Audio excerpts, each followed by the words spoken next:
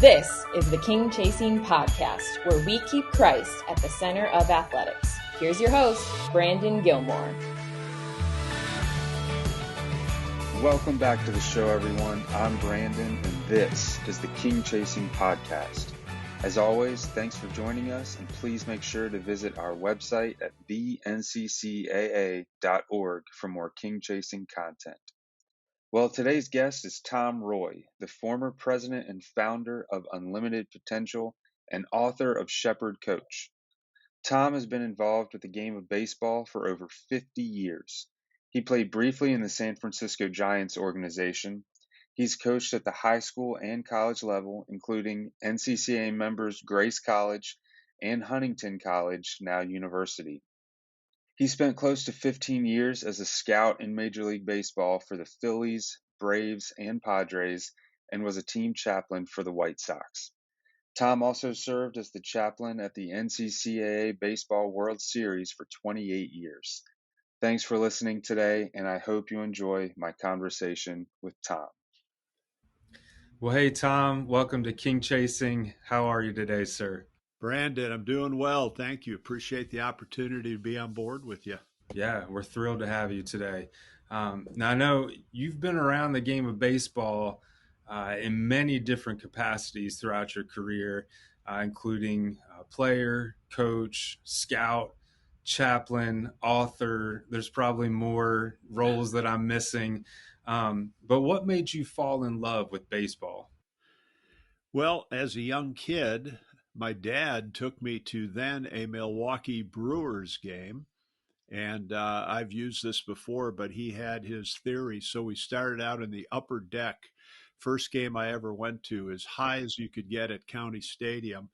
And the first player, we walked in a little late, I saw was Frank Howard, who was about 6'8", 250-pound slugging first baseman. Well, from where I sat, he looked about an inch high. But anyway, the first pitch I ever saw, he hit out of the park. And I'm like, this, and I heard all the people, and I'm like, wow, this is crazy.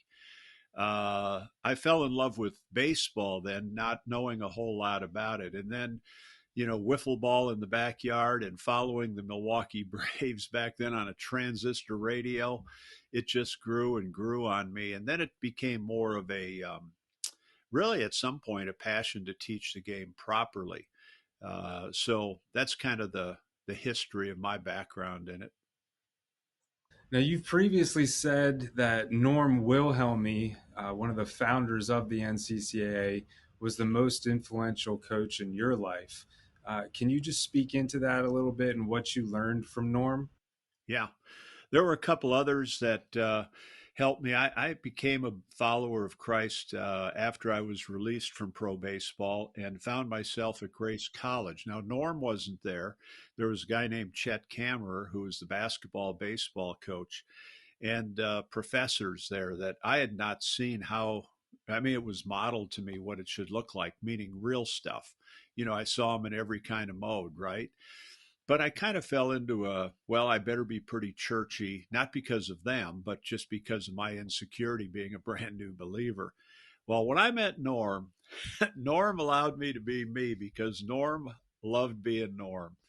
And he had a sense of humor. He was a college coach. He was an entrepreneur. He was kind to me. He was not kind to a lot of people. No, he was kind. He just had a great sense of humor and a way of messing with people. And I absolutely loved it. And he, for some reason, allowed me to be a sidekick with him. And we did a tournament for baseball down in Florida. He really did it, invited me in, and I did it with him for many, many years. And just had then modeled to me what it looked like to not only be a coach, but to be real and to deal with issues honestly, instead of just saying, well, this is how you're supposed to do it. And, the scripture talks about that God's not offended by our having questions, but being realistic. And I got that from Norm. He would question stuff like, why, and he became very close. And I had the honor, he requested in his will for me to do his funeral, and did that in Montreat. So miss him a lot, but I have to give Jesus and he a lot of credit for And some people may say the wise guy that I am, but I think that I at some level am being partially Norm, because I really thought that was cool. I hadn't met many men that had the freedom that he had within his faith. Yeah, that was going to be my question of what did you learn more from Norm, baseball, leadership, or that sense of humor? Is that where that came from for you? Definitely not baseball. He would tell me out. He coached at the King's College and would forget the signs by the second inning. So he'd be out there doing this for a steal and this for a bunt.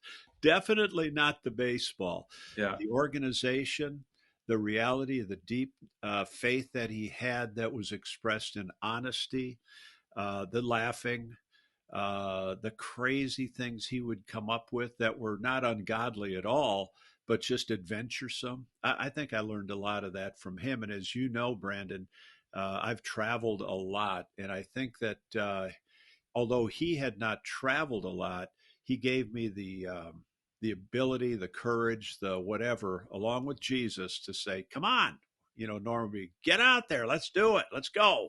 That kind of a, and any of you know Norm know that's the tone of voice that he Yeah. used. Yeah. Is it important for coaches to have a mentor, somebody like a Norm, or someone that they can just always go to and rely on for advice during their career? Yeah, as part of my shepherd coach thing, I tell them they need a mentor, a model, and a grace giver.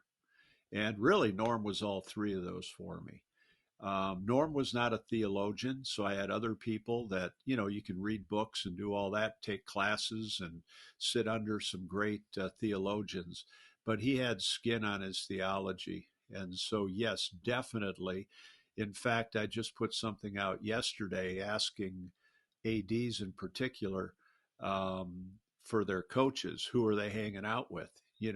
Who is the mentor for the coaches? We often think of the players, which is really, really important, but the coaches and assistant coaches need mentoring also. None of us have graduated. We're all in process. And so, one of the things at age 72 that I'm finding hard is to find that mentor, because they're no longer out there, you know.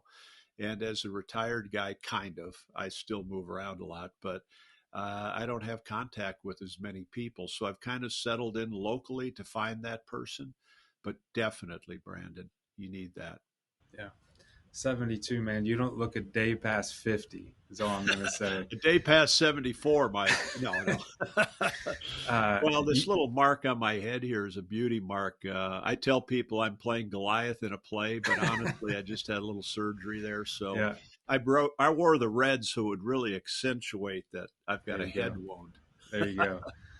Now, you had coaching stints at Grace College as the pitching coach in the 70s. You were the head coach in the 80s, and then you returned as co-head coach in 2019.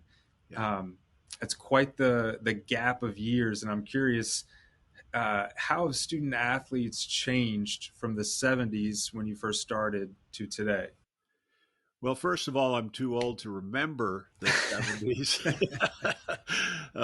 I kid about that, but I don't know if they've changed that much, other than physically, there is more individual training now than there would have been back then. So a pitcher might have more exercises to develop inner muscle strength, and there are all kinds of mental attitude kind of things you can go to. But the athletes themselves, so having said that, the Christian colleges, which tend to be anything from D2 down to NAIA, not the top athletes in the world, but really good athletes, they're still getting good players, but some are moderate players, some are very competitive, some are moderately competitive. I think that that's still the same, depends on recruiting and who falls your way and God's sovereignty, who you get. But in terms of the athletes themselves, a lot of that I think is predicated by their parents, what commitment they have, if they're playing out their kids' dreams, or if they're saying, be softer on my child or harder. And quite honestly, back in the 70s when I coached, I didn't have as much interaction with the parents as I've had recently. But the other thing is social media. On the players, the parents. I mean, things are out there all over the place, right? Yep. And so, depending on what they listen to, and I remember again 3 years ago at Grace, and I don't know what it's like now, but there was a video game called Fortnite that I would, walk down the bench and see some guy tired and then hear from someone else, well, he was playing till 3 in the morning Fortnite. And I'm like, come on, man, why are we here? Yeah. So, and I think the other dynamic, and actually I wrote a book with Norm about the bench. Uh, that's an interesting group of people because as you ask that question, I think every kid wanted to play from the 70s till now, but now there's almost this expectation I should play. And you can't play when you have 30 on your team, you can't play them all. And so, how do they handle the bench? That's been an interesting study, which I never did back then. I just said, hey, you're not playing, or you Right. are. Plus, we only had 17 or 15 kids on the team. With 30, 35 now, it's a different animal. Yeah. Now, as you progress through your career, did your ministry and faith integration strategies have to change?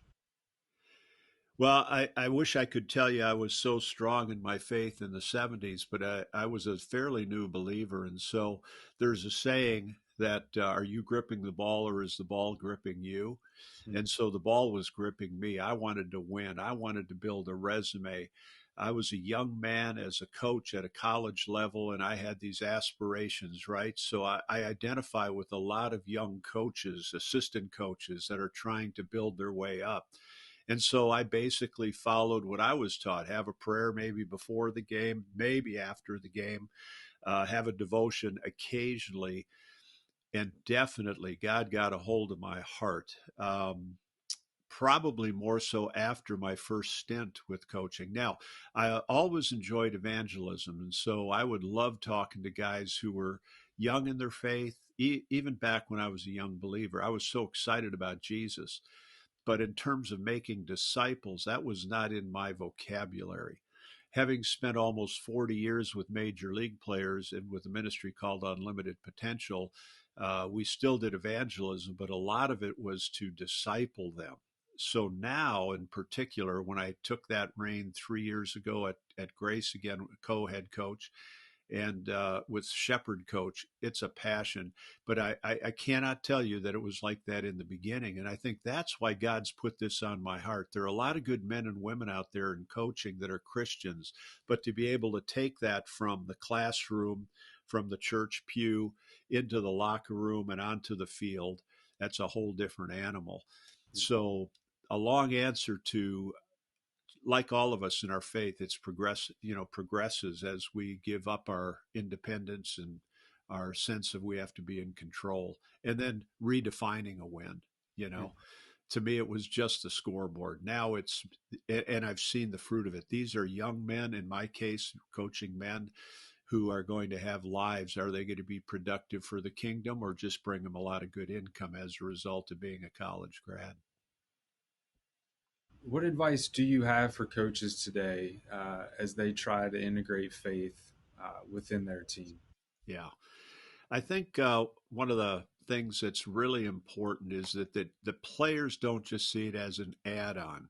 In other words, I'm a coach. Oh, we're going to do a devotional, but that they see it in every activity of your life. That they just did it, and again, that has to come from quiet time with the Lord. All the things that we have learned as believers, and we teach as coaches about discipline. If you miss batting practice for if you took BP 1 day a week, what would you look like in the game, right? And so it goes back to saying, you know what, I need to have such a private life with Jesus that it can't help but come out of my pores. And so when I make a mistake, and I will, am I humble enough to say, guys, I need to ask for your forgiveness there. I shouldn't have said or done what I just did. So I think that it has to be something that comes out in a philosophy. And I'm finding a number of coaches that I've dealt with my Shepherd coach certification. One of the first things we do is come up with, what is your philosophy of coaching, and where does Jesus come into that, and how does that manifest itself? And so my look at it now is what I call SROI, spiritual return on investment. And so I think that there's a great need if men and women are humble enough to look at it, to be able to say, you know what, I want to have a ministry with my team, not just to say we do a prayer before the game or maybe a Bible study occasionally, but that because it's so much part of my life as a coach, that these kids not only are going to learn in studies, but a lot of things are caught rather than taught. And that's been my life too. And I don't know if that's just the athlete, but a lot of it's caught. And those rides to a game, the bus trips down south for us guys in the north, the eating meals together, the off season, all of that. That it's not part of only a program, but it's at the very center of everything you do. Yeah, that's great. Now, you've mentioned your book, Shepherd Coach, a couple times in this interview. Previously, you've said that the main focus of that book is the idea that there are men out there who are Christians that coach, but are they Christian coaches? Right. What do you mean by that? Well, kind of like we just talked about, that I've met some really good men in baseball. At this point, I don't know any females at the Christian college level that are coaching baseball. I do at the professional level, a couple of them, but really good men that are disciplined, that are bringing values to these players that they may not get anywhere else. And like Billy Graham said, and again, I may misquote, I won't quote it, but I'll paraphrase, that a coach will have more ministry in a year than anyone else maybe does in a lifetime. It's just, what kind of ministry is that? Mm. And so the focus of the Shepherd Coach book, it's really a workbook, is to have the coach go through this to try to put his philosophy down initially, and then how does that play out? And maybe the greatest compliment I've had of the book was a coach that had coached over 40 years saying, I wish I'd have had this in the beginning. And that now that I've filled it out, because it is a workbook, the format is larger, there's place to write your thoughts. He said, now that I've written it out, it's my book. And he said, if I were a coach, I'd review it every year. And I never forgot that, because most books you read, and you can see I have a bunch of them back here. I've read some of them, not all of them, but some of them. But if a coach would be able to revisit it, it's kind of a strategic plan, and it's kind of what spring training is to the athlete, to say, wait, I want to get my heart right before I start my season and even during my season. So I think that's what the book brings to the party for coaches at any level, from little league to professional. How can our listeners learn more and even become a Shepherd Coach themselves? Well, shepherdcoachnetwork.com is my website. It needs a little work. I'm not technically one of those guys that can go in there and fix it, but it's good enough to at least get an idea of where I am. But I'm willing to give my personal email is Troy, TROY, at UP as in Paul, I.org. That's the organization I founded prior to Shepherd Coach. And I would be glad to talk to coaches, to athletic directors, about how I might come in and either be on campus and or do Zoom meetings. In fact, the course is one-on-one with coaches for 8 weeks of teaching like this, like you and I are right here, so that we can be very personable. And then 1 year of access to me after that.